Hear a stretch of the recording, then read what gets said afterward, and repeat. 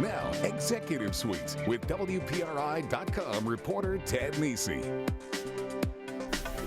Welcome to Executive Suite. I'm Ted Nisi, always glad to have you with us. And today we're going to talk about a company with a storied history in Rhode Island who has a somewhat new leader sitting across the table here from me. And this man is Michael McKelvy. He is the president and CEO of Gilbane Building Company, the famous Gilbane family of Rhode Island. Mike, thanks for being here. Thank you very much. Good to be here. So let's start off and get people straight on Gilbane, because there's a couple arms to when they think of Gilbane. So there's Gilbane Incorporated, which then branches down into two subsidiaries, Gilbane Building Company, which you run, and Gilbane Development, which is something different. Tell us about which one's which. Yeah, so Gilbane Inc. is the holding company, and that's the company where the shareholders have an interest, the family shareholders.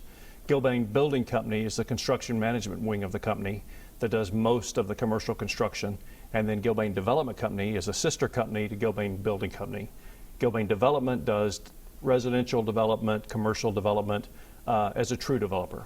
I think, did Gilbane Development do the piers down in Narragansett, that project? Yeah, things like that people might remember. Yeah, they do work out at Brown University and really work around the country. Gotcha. So there's a misconception people may have about Gilbane, or at least the way they think about it might not quite be right, which is, you just sort of alluded to it, you're not exactly a construction company in the traditional sense because you're a construction management company. What's the difference? Well, there's a subtle difference, and in many ways people would consider us a general contractor, and we function as a general contractor, but in the true sense we're a construction manager. And what that means is we hire out the civil, the electrical, the mechanical, all the different subcontractors to build the projects. We don't self-perform any of the work. So historically, if you're a general contractor, you self-perform, you do your own concrete work, or you do your own piping, or whatever it might be. You own the cranes, maybe, all that. Yeah, that kind of stuff. And we used to have a B&T, Bill and Tom Equipment Company, many years ago, that had the cranes and the red iron work. But now we just sub out to the subcontractors as a construction manager, but we are functionally a general contractor to our owners. So the value add there, as I understand it, the argument that Gilbane makes is that you're kind of watching on behalf of the company, but have the expertise to check that things come in on time and that you're not getting hosed somewhere in the process or whatever it is. That's right. At this day and time, the earlier the building team, which is us, is involved with the project, the better the project will really end up at the end. So if we're involved in the beginning, we can help the designers that usually work for our owners come up with the right constructability designs in order to optimize the outcome for the building. So that's really what a construction manager does. We're sitting there and we're showing our owners, really in an open book fashion all along, how the design impacts the overall cost and budget for the facility. And then we work with them such to the point where they can see when we're really about to build, we've got the best design, we've got the best budget, we've got the best approach, and it makes the project go much smoother. Because you're in there already when the architect's putting together his greatest or her greatest idea, and you say, except if we build it that way, this thing's going to fall over or whatever it is. That's right, because we've seen what works and what doesn't work for many years. Yeah. Your predecessor, one of your predecessors, Paul Choquette, used to be at Gilbane. I read an older Providence Journal story when he was in charge of the company, and he said that it was sometime in the 70s, Gilbane did a big museum in Washington and actually brought it in like on time and on budget or under that. And he said that was sort of cause people to say, oh, this construction management thing might work really well. Is it common now? Are most big projects done with a Gilbane style person overseeing it? The contract type is called CM at risk, construction management at risk. And so we are really the general in terms of all of the subs work for us, and we're the main point of contact for building for the owner. But that open book style of showing the owner, here's our 3 bids for civil, here's our 3 mechanical bids, and these are the pluses and minuses, and we recommend this one over that one. It's pretty commonplace around the country in certain markets. In most of our key markets it is. Probably 80% of the work that we contract is done with CM at risk. Interesting. So Gilbane has a great history. I mentioned Paul Choquette here, but going way back the Gilbane family escaped the Irish famine in the 1840s, came here, started it in the 1870s. The family ran it for years and years. You're actually the first non-family CEO. We'll talk about that in a little bit. And you guys have done some famous projects. I saw like the 1963 World Fair, some of the monuments. Which ones do you guys think of with pride as like, yeah, Gilbane did that, famous thing everybody knows? Well, the World War II Memorial in Washington, D.C. is one that actually has a personal impact on me. My father served in World War II, And recently on a trip to D.C., I had some spare time after dinner one night, and I walked over to that memorial and walked around and read the inscriptions and thought about it and thought about the historic significance of not only what my father had done in World War II and what so many other people had done and served so admirably, but that this was a project that our company had contributed to. And it's of historic significance and really cultural significance when you go to Washington. A lot of times we forget that memorial because a lot of people go to other ones, but I'm going to go there next week, as a matter of fact. And it's a little newer, too, the World War II. That was done about maybe 10, 15 years ago, right? That was done before your time at the company. It is. I've been there myself. You should see it if you ever get down to Washington. It's a beautiful spot.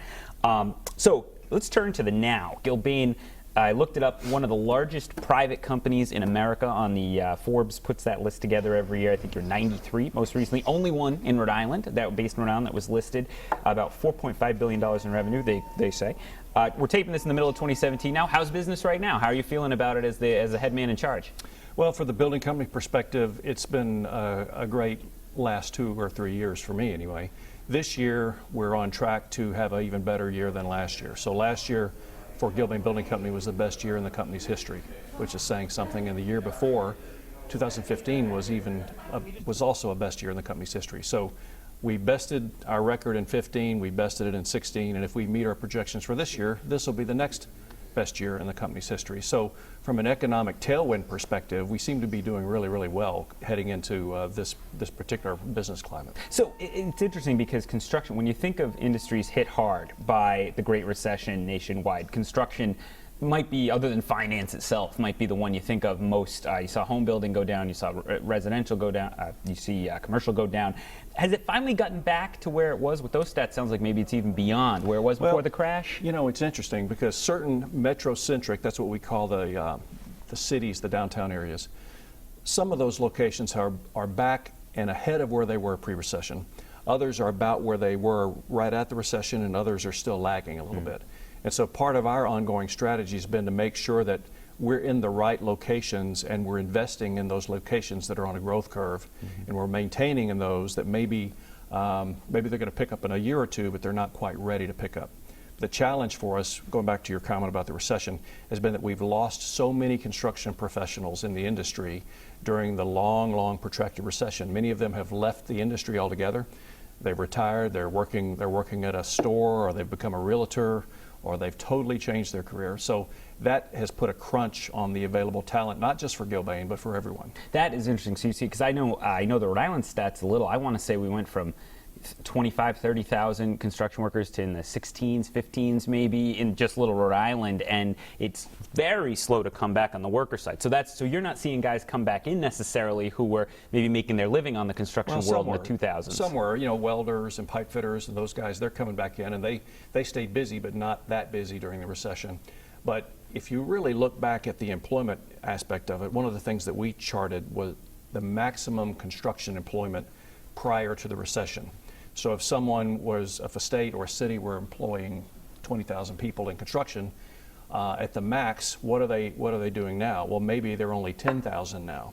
So you can see they're 50% of where the max was. If a city is employing in the 65, 70% of where their maximum was, now they're on that growth projection. If they're still down below 50%, then they're still kind of having trouble getting out of the recession.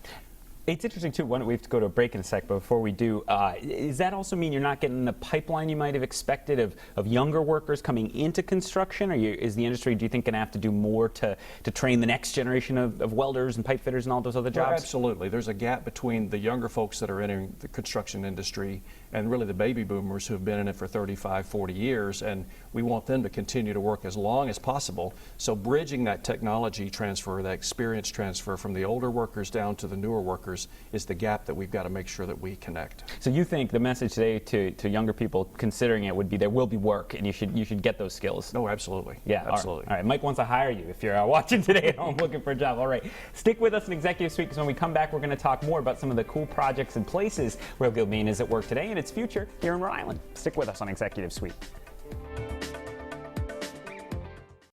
Say that again. Welcome back to Executive Suite. I'm Ted Nisi, and we are talking today with a very prominent, well-known company. You've probably seen their signs outside some of the big projects you see, whether here in Boston and other parts of the country. Gilbane, they've been in Rhode Island since their founding back in the later 1800s, and we're talking today with Michael McKelvy. He's the president and CEO of Gilbane Building Company. And Mike, we were talking before the break about some of how you look out at different markets and where you see growth and everything. What are any big projects or places you guys are spending a lot of time out that you think are cool, that are interesting to be when you're flying all over the place every week to go to different projects, I know? Well, it is true that we're all over the world, actually, and we're all over the United States, and a lot of people have the image that we're just a big project company, but the actual project average for Gilbane is a fairly small-sized project because we live and die on the small projects, but it's the big ones that people like to talk about, you know, and one of the more interesting ones that we've been doing for the last 3 years is a brewery for Constellation Brands in Mexico. So that brewery makes Corona and Modelo and other beers. And so we're down south of San Antonio on the other side of the border. That project is probably in excess of $2 billion at this point, and then expanding into other locations around Mexico. So if you've had a Corona, it came from a plant that we built. That you guys put together. Yeah, now, do you have to check they don't put in the beer machine, your workers, before they build the rest of the buildings? No, you can't drink on site. You can't drink on site, but even the glass is made on site. The whole the thing? Bottles, everything is right there on site. Oh, so that's a fun one to go to, yeah. It's a tremendous project. So one of the most challenging projects, as I was reading about what you've been up to in recent years, a fascinating one, the new headquarters in Kabul, Afghanistan, for the Ministry of Defense, basically their Pentagon, as I understand it, their version of the Pentagon. Now, it was kind of a tortured project for a number of years, it sounds like, and it appears Gilbane actually managed to turn it around. How difficult was that project to do for the company? Well, what was different about that one was not on a U.S. military base. This was on the Afghan property in Kabul, which is a very dangerous location in general. And at the point that this project was coming to pass, most of our work for the U.S. military had already been finished, and our team that was in Afghanistan, they were scheduled to come back and to go on to other projects for the U.S. military in other locations. And so we had our traditional, should we do this project or should we not do this project discussion. And we thought, well, maybe we've been here too long. We haven't had anyone injured in Afghanistan. This is a time to get out. But you know what was interesting? Our team there in Afghanistan, they said, we think we can do this better than anybody else. Give us a shot to stay over here and build this project. And you know, we did. We listened to the people on the ground. We let them take the lead. And great project, great success, accolades from General Simonetti and all the staff there at the DoD. And it's a very prominent facility, won the ENR Global Military Project Award. So great outcome. The security you must need, not only the security now that it's open, but when you're building it. I mean, I have to think in a country like Afghanistan where there's still a conflict zone, That's right. was a real concern for the company to keep those people safe as they built it. Yeah, and that was actually one of the reasons why we gave that project one of our annual awards last year, was because the team has to put on a flak jacket, they have to put on a real helmet, not just a hard hat, just to even leave the office and go out onto the site. And there were several times during construction where shrapnel or some debris from other explosions would, impact our construction site. And so I was glad that we finished it, glad we got out of there okay, and it's a great building. Glad to get your people home, yeah. I don't, it's funny, I don't associate Gilbane as much with big military defense type projects overseas like that. There's some other names that come up a lot in the news. How big is that for Gilbane, doing in countries like Afghanistan where it's not yet, Well, that division, the piece of the company that does work for the U.S. military outside the United States, is about 10% of the company, something like that. And that came into Gilbane through an acquisition back in 2010. We bought a smaller company. That was their focus, was work for the U.S. military. And so we bought that portfolio, and those folks integrated into the company several years ago. And how's growth with that division? It's been up and down with sequestration in Washington. Sure, yeah. The money spent on capital facilities in the United States, within the United States, was cut back, and the focus was in Afghanistan. Then we pulled out of Afghanistan, and now the focus is on construction in Asia and other parts of the Far East. One other place you guys have been spending a lot of time lately, New York City, not exactly a place without a few people doing construction already there. How's that initiative going for you guys to get some headway in New York? Well, it's really interesting. Back when I came to Gilbane 3 years ago, Houston was our busiest location in the United States. So Houston was driving, the oil industry was going, the price of oil was high, everything was great down in Houston, and we would often talk about how we've got to balance the portfolio around the country with what was going on in Texas. Now, come to today, our New York City office is the busiest office in Gilbane. And the price of oil has been cut in half in Houston. Houston's down a little bit. New York is really the growth engine for the company right now. We've got about 18 high rises under construction across Manhattan. Tremendous growth. We've hired more people in New York City than any other location in the company, almost doubled our staff there in the last 2 years. So a very young office, a dynamic office, and one of the most hopping metropolitan areas in the country. So that's one of the reasons that it's so important that you have a decent footprint in a lot of different metro areas, because otherwise you'll be a victim to the regional economy. Yeah, they're not always going to be going hot at the same time. Yeah. That's for sure. Interesting. All right, when we come back, we're going to talk more with Mike McKelvy, partly about what it's like to be the first non-Gilbane, in terms of family member, to run this company. Stick with us on Executive Suite. So fixed. Welcome back to Executive Suite. I'm Ted Nesi, and we're talking with Michael McKelvy. He's the president and CEO of Gilbane Building Company, one of the biggest builders in the United States, based right here in Rhode Island, and has been for more than a century. So I've mentioned it a couple times, but I want to ask you about it, Mike. You know, we associate in Rhode Island, someone named Gilbane runs Gilbane. Tom Gilbane, Bill Gilbane, all these Gilbanes have run the place over the years, famous names in Rhode Island industry. You took over, I believe, was it 2016, 2015? 2014, I came in the summer. Yeah, 2014. and then got the full title, the CEO title a little later. Why did the company decide they wanted to bring in someone outside the family to run the company right now after all those generations where they did it themselves? Well, it's really interesting, and I think it's very mature for the family ownership to think in this way. They're looking for the corporate immortality of Gilbane, such that in another 140 years it's still family owned. And so in order for that to happen, they've got to be really selective in how they appoint leadership and have their leadership that is the best for what the company's facing in the coming years. At the time that I was recruited to Gilbane, just on the cusp of international expansion, doing projects outside the United States, tremendous growth around the country, and we really didn't have enough talent and broad enough experience base to take on some of the things that were happening immediately. And then when you looked at the age of the family members, there were some gaps in age there. So the family is extremely important to Gilbane, because not only is it the ownership, it sets the cultural standard and sets the core values for who we are as a company. And so that was very appealing to me, and I'm fully in alignment with our core values and the family ideals. And so when I came in and I visited with Tom Gilbane, Paul Choquette, Bill Gilbane, Bob Gilbane, the fourth generation leaders of the company, they all had this long view in mind, and that they really wanted to select a leader from the outside at this particular time in the history of the company to take us to that next level, and really with what we're facing at this particular time.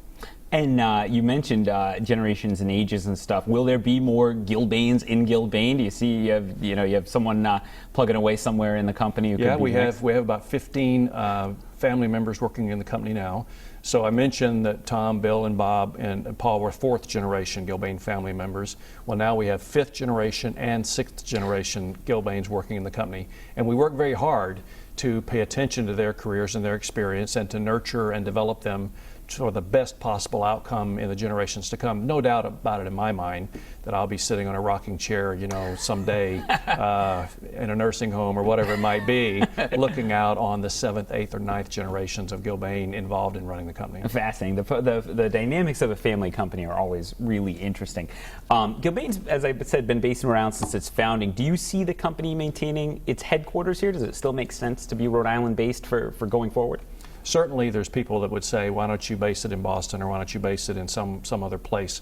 But our DNA is really here in Rhode Island. We just renovated our corporate headquarters here, and we spent over $10 million renovating that. We're invested here. We're going to continue to be invested here.